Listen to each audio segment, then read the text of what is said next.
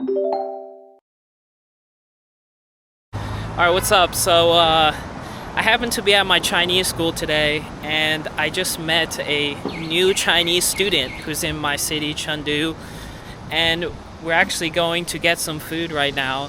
And so I thought it would be fun to, take some video, even though I wasn't planning on it, and ask him a few questions about what he thinks about China and Chengdu. So, yeah, can you introduce yourself? Hey everyone, I'm Gerge. I grew up in the US. I lived all over while I was there. And Yep. I came to China 3 months ago to start learning Chinese. Okay, so he's been in China for 3 months.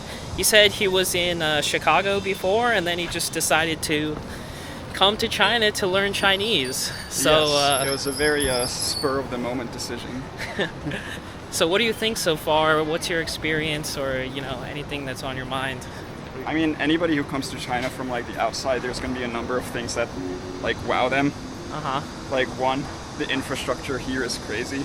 Infrastructure, yeah. Yeah, everything's insanely convenient. Uh-huh. Like compared to Uber, like Didi is like a fraction of the price, and they'll show up like within your doorstep in like 5 seconds. Yeah. Same thing with same thing with ordering delivery, and also the high-speed trains. You can like get anywhere in the country like quite fast. So he mentioned, like infrastructure, buildings, taxis are super convenient, buying things, trains are super fast, everything's super convenient. Yeah. As far as the people though, like most of them have been like very welcoming.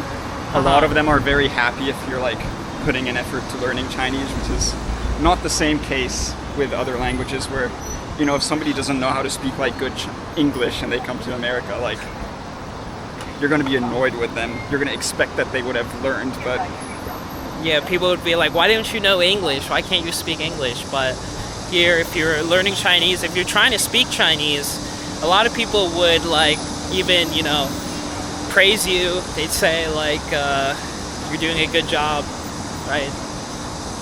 They think that, honestly, like a lot of Chinese people are pretty impressed when they see a foreigner speaking Chinese, like, and it's not even them trying to be like sarcastic or anything, like they've just never seen a foreigner speaking Chinese. So often like you're gonna say like one phrase, and it's not gonna do justice to your like Chinese ability, but people will already tell you that your Chinese is very good. Yeah, like there's memes where it's like foreigner says ni hao, and then Chinese person is like, oh, 你的中文很好，非常好. But that also does happen. One thing that like struck me coming here, which is not so much as a positive, is just like, how different the experience this country is for Westerners as it is for like local people. Like, I think one of the biggest problems facing China right now is just the amount of pressure that people are put under, both in like schooling and both in like work. Like, and this is not a problem that's like easy to solve, because there's a lot of people who are like very hardworking and want to like stand out in a country that has so many people, but there's only so many positions available for them.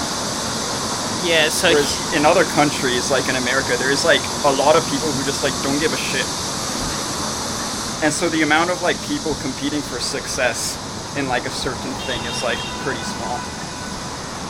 And the way that like foreigners come into that picture is because there's not many foreigners in China, and there's a lot of like roles that those foreigners can fulfill.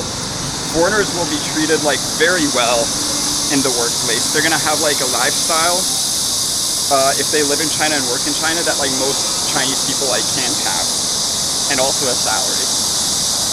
And also, if you come study in China as a foreigner, you're going to be treated much better than like a Chinese native in like a university or a school.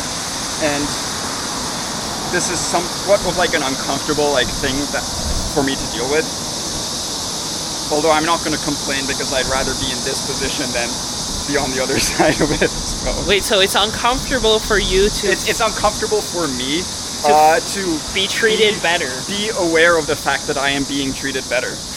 But this is like a very like first world problem complaint. Honestly, kinda. like, to be honest, to be completely honest, I felt the same way when I first came to China because, like, you don't know your place in society, and like where you were in America as an individual is so different from how people see you from the outside in China. So, I guess you can say this problem already exists in like other countries like the US, where, you know, based on like what family you're born into, you're gonna be,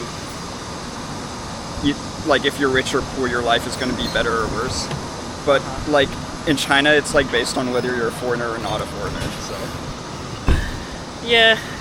Also, you know, the Chinese people who can afford to go to foreign countries, you know, so it's kind of like similar to that, who are able to study abroad, those Chinese people. So anything else you want to share about your experience in China so far? yeah. Or Chengdu compared to another city, or... I got one other thing I wanted to say is, like, the rate at which this country changed in like the past couple of decades is like actually insane. Absolutely nuts, right? Yeah. Like, for example, the place I went to before this is Yangshuo, which is like this very scenic place where like the scenery looks like what would be in like Kung Fu Panda, which most people can relate to. Yeah. The town where I live, Yangshuo, 20 years ago, it was just like an average like farming village. There was like nothing more there. 10 years later, it was discovered by like Western hippie culture.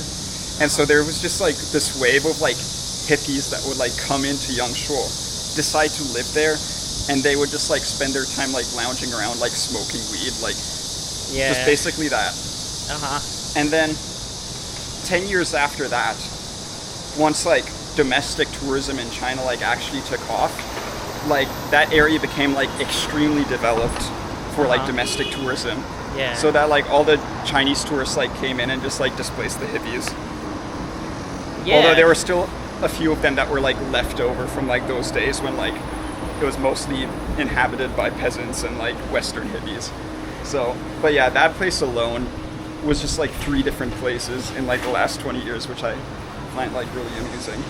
Yes, that's so true. Like, it developed so fast that it actually like changed styles. Like, in a lot of places in China, you know, like especially in Western China and Southern China, like there was like a lot of hippies that just showed up and maybe some drugs. And then after like development happens, just within like 10 years, like these places clean up so fast. They have such shit, like their infrastructure is so good, and like subways and everything just gets developed so fast. And like it's still developing, like in these places, like it's still happening. It didn't stop. Like that's what people don't really understand. That's what they don't see. Yeah. Yeah, last thing I wanted to say, it's fucking hot here. Like China in the summer, like China in the summer, different. Chengdu in this summer is definitely hot. Like I've been saying in all my videos, like honestly it gets up to like 40 degrees Celsius, which is like 104 degrees for yes, American viewers. 104 degrees. So yeah, that's where we're at now. So we're here. We're about to get some pizza. But yeah, thanks for giving your take on China. Sure. It's still evolving since I've only been here for 3 months, and I plan to stay here for like a year. So. Oh, you plan to stay here for a year? Yeah. Okay. At least. Unless something happens which makes me decide to leave. Okay. I guess he'll know soon enough. Yeah.